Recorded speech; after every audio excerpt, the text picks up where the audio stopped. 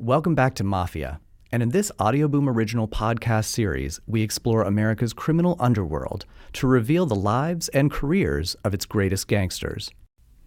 Our sponsors for this episode are ZipRecruiter and Dollar Shave Club. This series has been extensively researched and produced in consultation with experts, authors, and those who were actually there. Previously on MAFIA. Ben Siegel wasn't a make-pretend tough guy. He was an out-and-out killer. Hollywood actually thought they saw in Bugsy Siegel a star.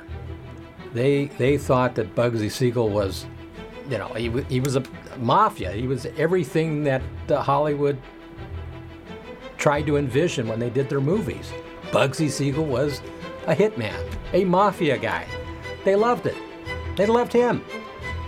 And then all of a sudden, this news comes out that he possibly murdered somebody, and it opened their eyes. They're like, oh my God, like, you're actually the gangster. We thought you were just pretending to be.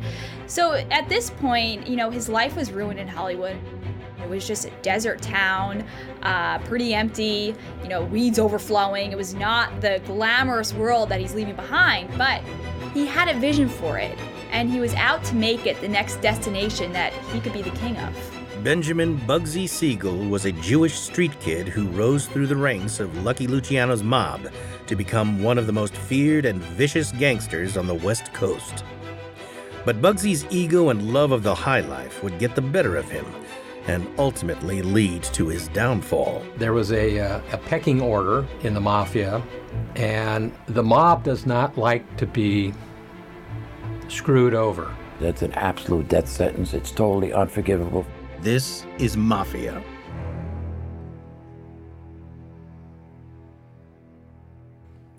(1945).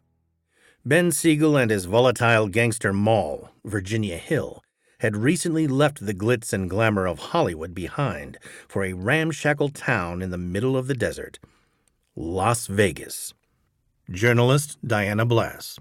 It was just a desert town, pretty empty, weeds overflowing. It was not the glamorous world that he's leaving behind, but he had a vision for it, and he was out to make it the next destination that he could be the king of. Bugsy Siegel went into Las Vegas. Les Zeller was a Beverly Hills police detective in the 1980s.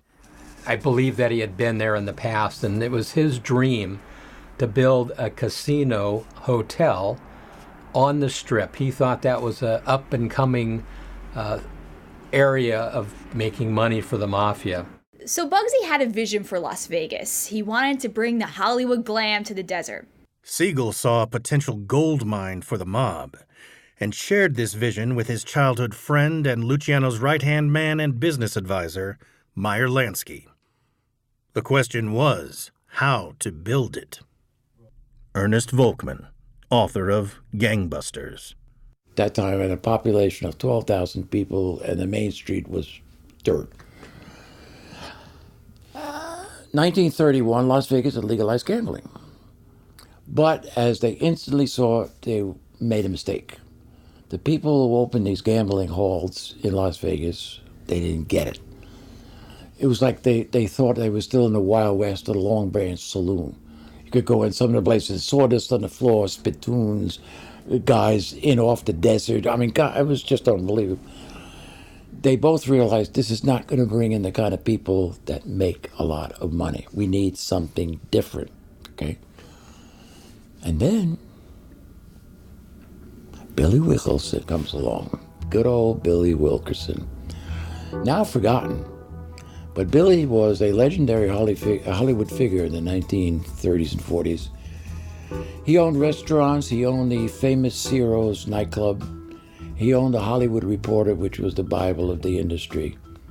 He also was an absolute degenerate gambler. He carried a pack of cards and dice in his pocket because he would sometimes bet up to $50,000 a day. In any event, Billy had a dream.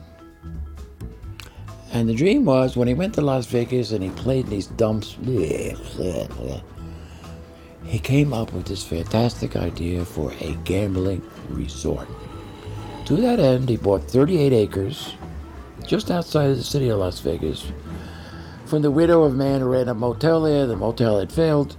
He gave her a suitcase with $38,000 in $100 bills, and she said, "Oh, thank you," and left.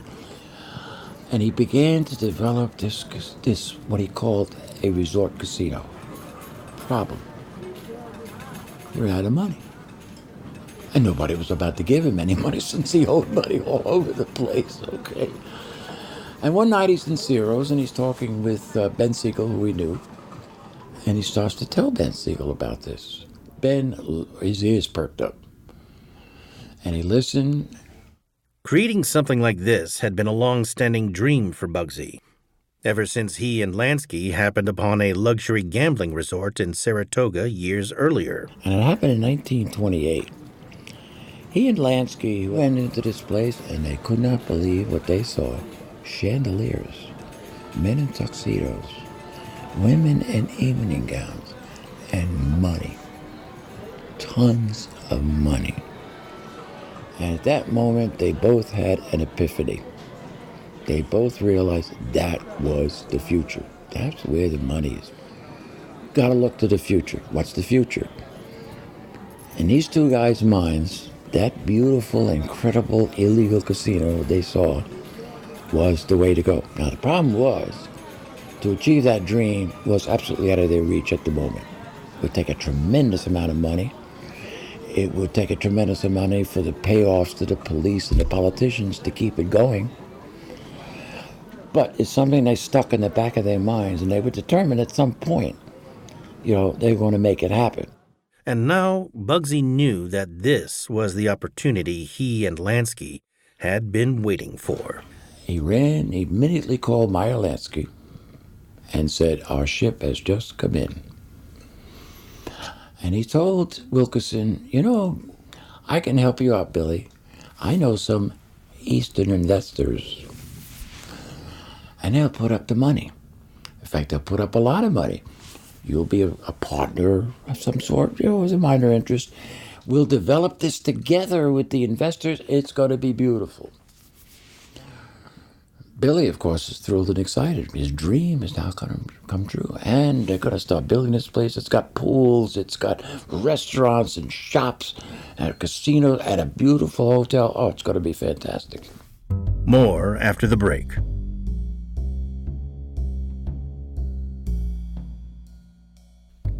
Okay, guys, it's time for a little spring cleaning. And hey, make sure you don't forget the bathroom. That rusted canister of shaving cream in the medicine cabinet, those mismatched overpriced blades, Dollar Shave Club will help you freshen things up with their high-quality products. Members like me get everything we need for our morning routine delivered right to our doors.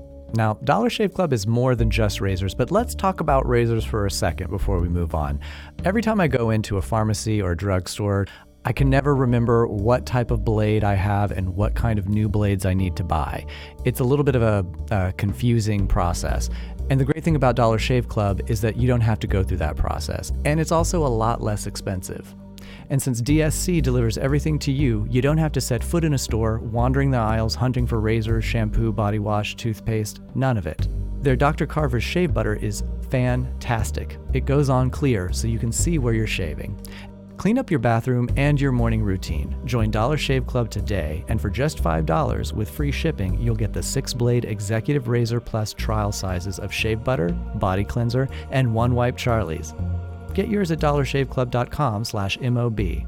That's dollarshaveclub.com/mob.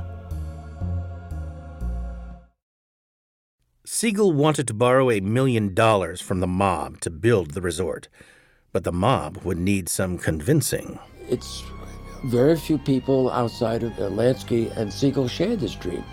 I mean, it seemed incredible, especially there in the middle of no place. But Siegel pointed out, wait a minute, it's on the main highway from California. At the time, Nevada did not have a speed limit.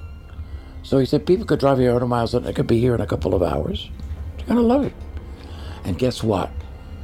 We've made a wonderful discovery about Americans. They love to gamble. God help us, they love to gamble. He and Lansky are absolutely convinced they have a winner. And Lansky has convinced the mob this is well worth the investment. Let me point out what's going to happen to you. A, after we open this up, Ben has all these contacts in Hollywood, all these Hollywood stars who used to come to his house parties. He's going to get them to come. They bring in other people, publicity. The mathematical laws of probability say the casino will win. But it gets better. We have something called the skim. Whatever money comes in, guess what? We skim off the top, put it in your pockets. You're going to make your investment 100-fold. Trust me on this. It's on Lansky's word. Luciano was all business.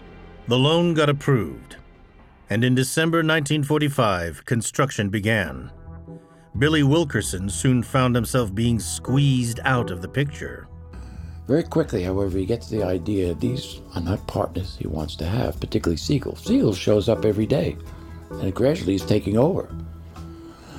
And finally, there's a showdown meeting at which Siegel announces, Billy, we want you to give up your interest. Bill says, I don't want to give up my interest. This is my dream of my life. Billy, either we get your interest today or you leave here in a box. Well, Billy got the message real fast, left for Las Vegas, and that's the last they saw him. It may not have been Bugsy's idea in the first place, but his vision for the luxury resort became increasingly lavish. It included a hotel with 105 rooms, a swimming pool, and an entertainment venue. It was going to be the ultimate gambling casino. You would have pools. You would have a resort atmosphere. You would have a hotel. Your every wish would be catered to. You would have restaurants. You would have shops. The point is, no reason for you to leave this resort. It's all inclusive. And of course, we're going to separate you from your money while you're there, because most of this is going to be gambling, you see, okay? But the point is, we're going to make it entertaining for you. You're going to love this. It's going to be a vacation. If we give them the opportunity, it's not so much about the big rollers in here, they'll come to. But what we want is Mr. and Mrs. America. The people are going to come in with spend $100, $200, and enjoy themselves, saying, oh, I had a great time. I lost all my money, but I had a great time. It was entertaining. It was great. It was fun. It was wonderful. If Bugsy's gamble came off, every high roller and movie star in Tinseltown would be lining up at his door to spend their money. Ben's vision was exactly Billy Wilkerson's. He simply appropriated it. It was the dream that he and Meyer had been dreaming about since 1928, when they saw that incredible, beautiful casino in Saratoga. This is it. This is going to be beautiful. And Bugsy was going to name his glitzy resort in honor of his lover, Virginia Hill. Bugsy Siegel called her a flamingo because of her legs, the long legs. So she was his flamingo. That was one of his nicknames for her. And that's hence why he named it the Flamingo Hotel. Running a massive construction project was not Bugsy's strong suit. Just weeks after breaking ground, it became clear that Bugsy Siegel's design plans were going to cost big. Eric Desenhall, author of The Devil Himself. He now had to be a property developer. And this comes with a whole different skill set that he simply did not have. There were major problems. The first problem was Ben was impossible. That's the only way to describe it. He had these crazy ideas. He wanted palm trees. Ben, where are we going to get palm trees? We'll get them in California and bring them out here. Well, a lot of them died. I mean, it was a real problem. He got the brilliant idea. They built a moat at the front entrance. I want flamingos. Got a whole bunch of flamingos. Put the flamingos in there. Ben, listen to me. Flamingos live in Florida. Do you know why they live in Florida? Because they like Florida. They don't like to live in the desert. If flamingos like to live in the desert, don't you think they'd be living in the goddamn desert? I don't give a damn. Get the goddamn flamingos. So at great expense, they had to go to Florida, buy these flamingos, put them in the moat, and of course within 3 days they all died. And it was 130 degrees. I really don't think Bugsy Siegel knew exactly what he was getting into when he was building the Flamingo Hotel. I understood that everybody, the contractors, the vendors, everybody was taking advantage of him. He just didn't have a business sense at all. As the financial pressures mounted, the construction crew began to see how Bugsy had earned his reputation. Ben would erupt in one of his rages. And he would start to, as he often did, stop to scream and yell, "I'll kill you, I'll kill you, I'll kill you." It wasn't long before Bugsy was forced to go back, hat in hand, to his underworld investors. Because he wasn't a businessman, wasn't a builder, they kept wanting more money for building and furnishing, and Bugsy Siegel had to go back to the Mafia and Mafia connections asking for more money. And I think at the time he was getting like $300,000 every time he asked. He said, "Look, I need another $1 million. I got the cost problem with the construction." Then there was another 500,000. Then another $1 million. Okay? Eric Desenhall. When you're asking for somebody for multiple millions in the 1940s, that was real serious money. He was in over his head. He had no idea how to build up a whole casino. So he borrowed more and more money, and he got more and more over his head. The Flamingo was beginning to burn a serious hole in the mob's pocket, and Bugsy was starting to ruffle feathers. The overrides were unbelievable, and it went from $1 million to $6 million before it was finally finished. At the same time he was out of his depth, he was also talking to his investors very disrespectfully. He was telling them, "You know what, mind your own business. You gave me the money, let me do my job, let me do it." Bugsy didn't care about anybody. He had money overrides building the Flamingo. He was borrowing money from the mob back east and mob figures in other major cities, Chicago, Los Angeles. And he just didn't care. People were asking him, "What are you spending this money on?" And he basically blew them off. By 1946, 6 months into the Flamingo's construction, even Bugsy's main backer and longtime associate, Lucky Luciano, was running short on patience. I think they thought that it was going to cost somewhere around $1 million, and he was already at $6 million for this project. With his dream slipping away, Bugsy took a desperate gamble. There's more to the story after the break. Are you hiring?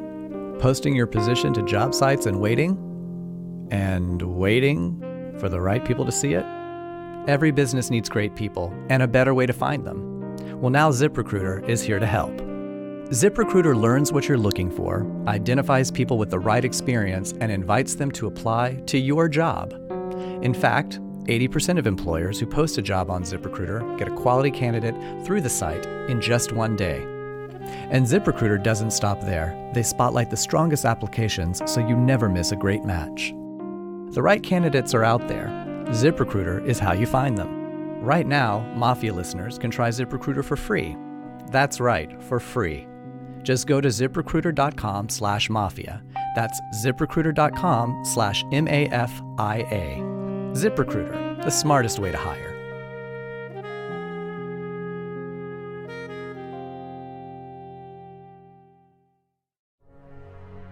He assured his investors that the Flamingo would be ready to launch just after Christmas, and he guaranteed them a gala opening night. On December 26, 1946, the Flamingo was finally ready to open its doors. The place finally opens. It's a disaster. Opening night is a disaster. One of the worst storms in 150 years blows up. Planes are grounded. All the Hollywood stars can't come. The hotel isn't finished, so people can't stay there. I mean, everything is wrong. And the grand opening day happens, and it's a disaster. The movie stars can't get there, the acts aren't there, nobody shows up, it's raining. It is an absolute debacle. And now the boys back east are very upset because it's, the deal is not paying off. And there was another storm brewing. Bugsy's boyhood friend Meyer Lansky and his trusty lieutenant, Mo Zedway, went over the books and discovered that part of the construction budget was missing.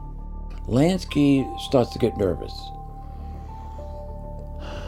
Lansky is not stupid, and neither is Mo Zedway. Zedway is a guy who can count. They said he has a calculator in his brain.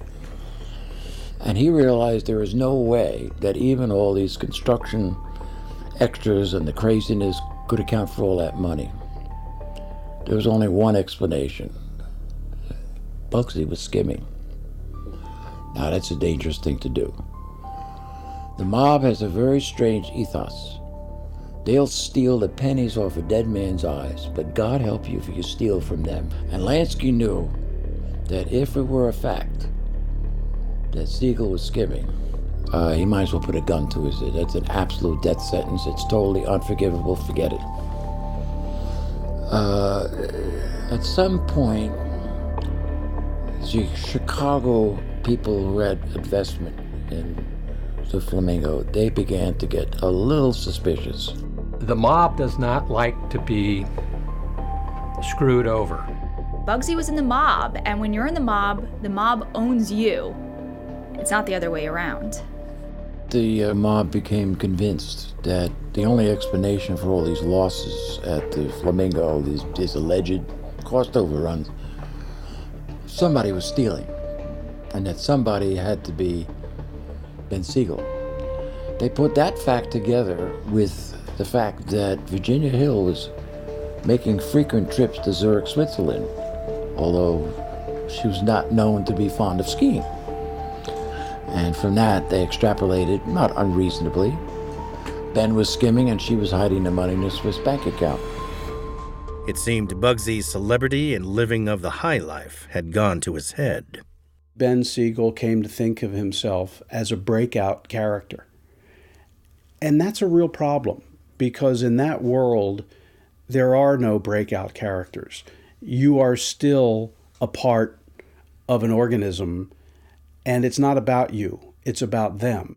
Unknown to Bugsy, Luciano and Lansky approached his lover, Virginia, and made her an offer she couldn't refuse. They took her aside one day and presented her with the stark choice. Either tell us what's really going on there, or you get acid thrown in your face.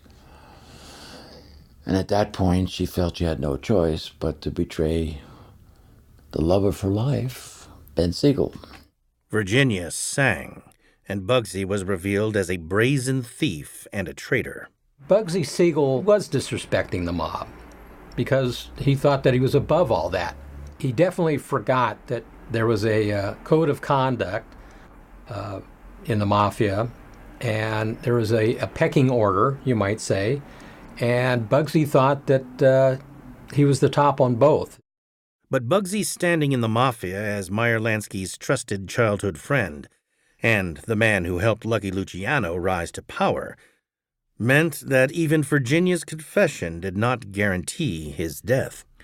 At the last minute, Lansky pleaded with Luciano to give Bugsy just one last chance. It was reluctantly granted. By May of 1947, Bugsy's glamorous vision of a gambling paradise was finally starting to pay off. But Luciano wasn't the only investor who would need appeasing. The Flamingo began turning a profit. But by that point, a lot of the damage had been done, and the Eastern racketeers had Ben Siegel fatigue. Enough was enough. Ernest Volkman. That brought Chicago to New York, and they said, he dies. Lansky tried everything he could for his old friend. Okay, maybe he took a few dollars, but we can get that back. Give him a chance. Lansky did everything he could to protect him. Give him another chance. Let's get the place going. The kind of money that will come in will make all this look like penny ante-change. Don't even worry about it. But Ben was on borrowed time. There was no way that was going to happen. To seal his doom, he finally reopens the Flamingo and it's learned that they've lost $300,000. The gamblers are winning. Sedway consults with Lansky. Sedway, who can count, says there is no way a casino loses $300,000. There is no way a casino loses $30,000. There is no way a casino loses $3. They don't lose money. Why? Because every game in the casino, the house has an edge. You can't win. The best game in the house is blackjack. And the house has a 6-5 odds there. That's the best. A slot machine, okay? The house collects 80 cents of every dollar bet. You can't lose. How then does this place lose $300,000? There's only one answer. Ben is still skimming. And that was the end. There was a mob summit in Havana in December 1946. And one of the items on the agenda is, what are we going to do about the Flamingo and Siegel? It's a festering problem. At that point, they had pretty much decided that Siegel would have to go because he committed the capital crime, stole from us. Lansky said, oh, we'll give him a little more time, blah, blah, blah, blah, blah. But he knew it was over, and he made no real defense. Soon, even Lansky would give up on his old friend. Ben had no idea he was on borrowed time. He erupted in a fight with Sedway, who was his second in command, and he was suspected of being Lansky's spy, which is exactly what he was. He was keeping Lansky informed of what was really going on there. And in a famous incident in broad daylight, he kicked Sedway in the rear end so hard and knocked him clear across the room. Lansky heard about this, and he went out there. And he sat down with Ben, and he said, this has to stop. You don't ever touch Mo Sedway. He's my man. He's a good man. You don't do that. That's when the break came. Ben was so out of control at that point. He said, go to hell. And that was the end of that friendship that had gone on since they were teenagers. And Lansky left and realized, I can't do anything. Ben is so far gone. He's so far out of touch with reality. He doesn't get it. Bugsy Siegel had lost his last ally. There was no one left to defend him from the inevitable. Ben had violated the #1 cardinal rule, thou shalt not steal from us, which is a capital crime, by the way. That was it. There's no appeal from that. There's no change. There's no nothing. It's death. And it's just a question of time when they decide to do it. Bugsy Siegel didn't care about what he was doing. He was disrespecting the mob because he thought that he was above all that. He'd been a mobster for most of his life, so he really didn't care. Bugsy had always made sure he was well protected, transforming his presidential suite at the Flamingo into a fortress. Siegel had a special suite built for himself, walls thick enough to withstand a howitzer shell, and a safe in the floor, bulletproof windows, and a trapdoor in the bottom of the closet with a set of stairs leading to a back entrance. But there was a weak point in Bugsy's defenses. Virginia Hill. She would be the one who'd lead him to his end.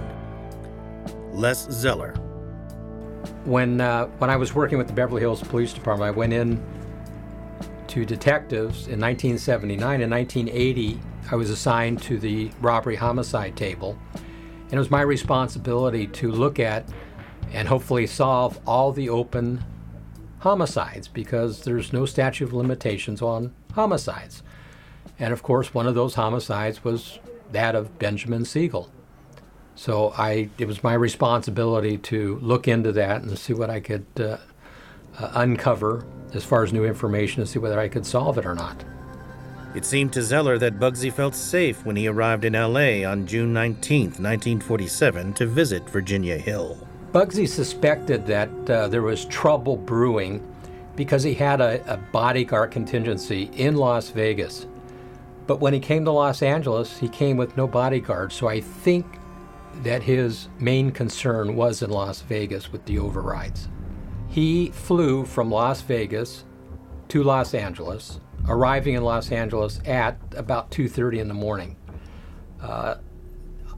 There was no bodyguards or anything else, so of course he wasn't nervous or caring about having any problems, because Bugsy was Bugsy, and he ran the show and didn't care about anybody else.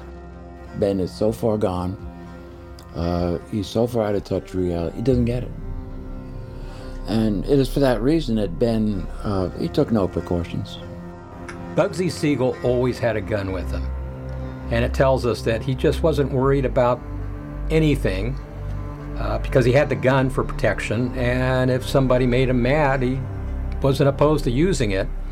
And he kept the gun at Virginia Hill's house in the bedroom, 38 Special. When he arrived, he found that Virginia Hill had mysteriously left and traveled abroad. Virginia Hill, a few days before Bugsy arrived, had traveled to Chicago and then on to Paris. I had heard that her purpose, or at least the purported purpose of her travel, was to look for drapes or something to do with the Flamingo Hotel. But that was her excuse of going to Paris. So it wasn't out of character for her to be gone. She didn't warn Ben. She didn't say anything to Ben. And she let what happened happen. After the break. When investigating a murder, the first 48 hours are the most crucial.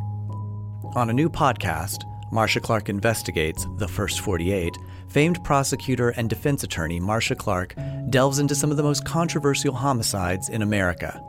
These are cases that have shocked and captivated the public, but have outcomes that are either unresolved or leave more questions than answers. Now Marcia will speak with experts, review the facts, and use her own expertise to shed new light on cases which have been left in the darkness. Subscribe to Marcia Clark, The First 48, to catch a new episode every week on Apple Podcasts or wherever you find your favorite shows. Siegel had the keys to Virginia's 16-bedroom mansion in Beverly Hills, so he let himself in. The following evening, he went to dinner with friends.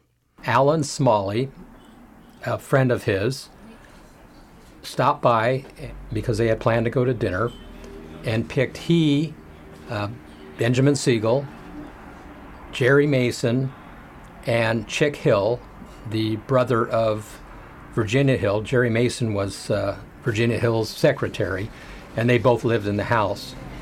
And they went out to dinner to Jack's at the beach in Santa Monica. So they had a nice dinner, I assume, and they came back. They made a few stops on the way back, so they didn't get back to North Linden until about 10:15 at night. And they came into the house. Bugsy had a key, as did Jerry and Chick Hill. And they came into the house, and Chick Hill and Jerry Mason went upstairs. They were going to retire for the evening. Alan Smiley and Bugsy Siegel went into the living room, which is in the south portion of the house on the ground floor, and sat on the sofa, and they were chatting.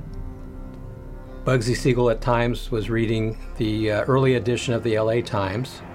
As the two men enjoyed a drink, an assassin was watching them through the window from the cover of darkness. When they returned at 10:15, the killer was probably in place. And he was at the next door neighbor's house, the house to the south of 810 North Linden.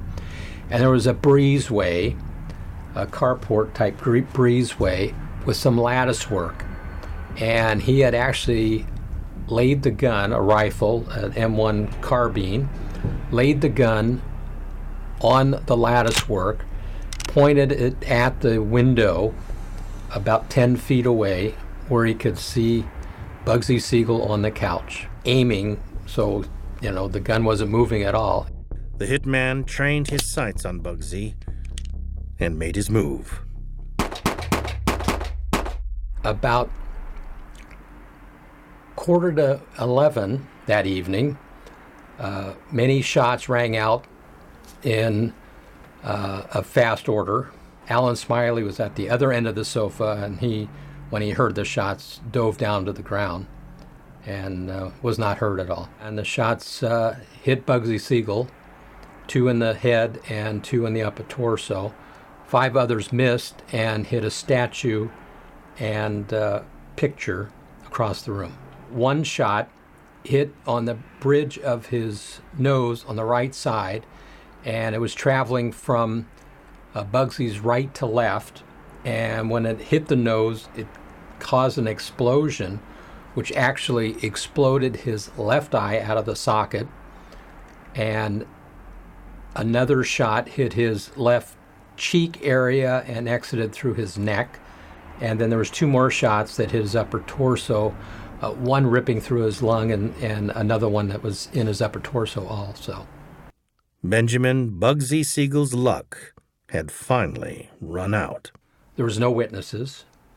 There was no indications of who committed the crime. Nobody claimed responsibility for it. It just had all the earmarks for a mafia hit. The crime had all the telltale signs of being a mafia hit. For one, there was no other reason for the hit, and it was a well-executed hit. And to this day, it's still an open homicide in the Beverly Hills Police Department. So it was a well-executed hit on Bugsy Siegel. Bugsy's corpse wasn't yet cold when in Vegas, 3 of Luciano's men stormed into the Flamingo to announce they were taking over. 20 minutes after Bugsy Siegel was shot, 2 men walked in to the Flamingo Hotel, basically saying, "We're running it now." And that was a guy by the name of Moe Segway and a Morris Rosen. And then about a half hour after they came in, a guy by the name of Gus Greenberg came in and started shaking hands with everybody, just saying that he was the new boss. Within 20 minutes of the shooting, Sedway and 2 other executives stepped to the microphone at Flamingo and said, "Ben Siegel is dead, we're taking over." Well, how did they know? And at the time these 3 men came into the Flamingo Hotel, I don't even think the police had identified Benjamin Siegel as the victim of this murder yet. Well, for a moment, the roulette wheel stopped spinning, and the chips stopped dropping on the table, and the cards stopped shuffling, and the slot machine suddenly went silent, but only for a moment. And then the dice went on the table, and the cards shuffled, and the slot machines went whirring again, just as though Ben was never there. 2 days after the murder, Lansky, one of Siegel's minions, a bodyguard who he never really used outside the Flamingo, went to see Meyer Lansky with a suitcase. And he said, "Mr. Lansky, I think this belongs to you." And Lansky opened the suitcase, and there was $300,000 in it.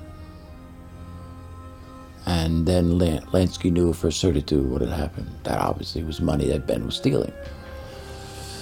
And later on, and reportedly, although nobody ever proved it, Lansky was able, along with the Chicago mob, was able to get Virginia to get that money back. And all was returned. And in return for that, it was, she saved her life. With his execution, the disrespect of Luciano was avenged, and the mob's $6 million stake in the Flamingo Casino was safeguarded. Bugsy Siegel acted like he was the boss, and he didn't care about anybody else, and there were bosses above him, and he should have cared. Even in death, Siegel clung to the glamorous life. When Bugsy died, his funeral still had a touch of glam. He was buried in a $5,000 silver-plated casket. Really reminiscent of the big Hollywood lifestyle he led for many years there. But the odd part is that nobody really showed up to see it. There were 4 people at Benny's funeral. His wife, his 2 daughters, and his brother, the doctor, plus a rabbi who gave a brief prayer. That was the end of Benny Siegel. Lansky wasn't there. Hopsis weren't there. All his Hollywood friends, none of them bothered to show up. And Benny was sort of forgotten. The mob's brutal execution of one of their own kept fearful mourners away from his rushed 5-minute service. Bugsy Siegel's funeral, the funeral was at gravesite, and for what I understand, there was family members only. It was probably 6 or 7 people, and that was it. I think when Bugsy Siegel died, the people were trying to distance themselves from him. So nobody really wanted to be seen at his funeral to show any allegiance to him. Ben Siegel had become too hot. A big murder of a big gangster, nobody wants their fingerprints on that. Conspicuously absent was Virginia Hill. Everybody would think that Virginia Hill would be the first in line at his funeral. I mean, they were these passionate lovers. They had this great business on the side. But she never came. And many say it's because Bugsy left such a stain in the mob world. People didn't like him. They were happy that he was dead. And Virginia knew where her bread was buttered. She wasn't about to show up to that funeral and possibly be the latest enemy to have a hitman after her. Obviously, they're going to kill him. She tried to commit suicide 3 separate occasions. Sometime after that, everybody said that she never got over it, that it pretty well destroyed her life. She married another guy. That didn't last long. She had a son. She lost all her money because the IRS took it. He didn't live to see it, but Bugsy Siegel's Las Vegas dream did finally come true. After Bugsy's death, the Flamingo had some problems at the beginning, but it seemed to take off and do fabulous. And because of the success of the Flamingo, other hotel casinos also began to spring up on the Strip in Vegas. If he'd survived, the poor boy from Brooklyn might have ended up one of the richest men in the world. He bought 800 acres of desert near his Flamingo resort. Do you know what that 800 acres is now? It's the Las Vegas Strip. That was part of Benny's vision. He saw it. He saw what was going to happen. That's why he bought the land. And Sin City will forever be linked with the legend of a blue-eyed, charming killer whose star burnt so bright that he thought he was above the Mafia code and out of reach of its most dangerous gangsters. Today, if you go to the Flamingo, there's a small kind of memorial plaque in very bad taste, like just about everything else in Las Vegas, outside the place around the pool area.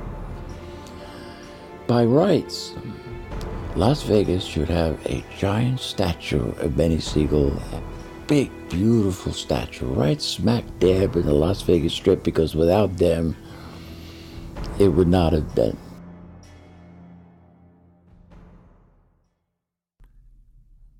On the next episode, in the lawless days of Prohibition, he stood out as the black sheep.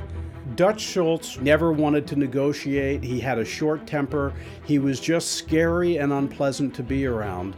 So bad, even other gangsters loathed and feared him. You do not want to double-cross this man. He's got a temper, and he's perfectly happy to kill even people he's worked very closely with for years. A gangster who reveled in violence and found increasingly imaginative ways of torturing and killing his victims. Dutch Schultz got this idea that he would encase feet in concrete and dump them into the Harlem River. It was known as concrete legs. Not even his friends were safe from Dutch Schultz. This has been an Audio Boom original.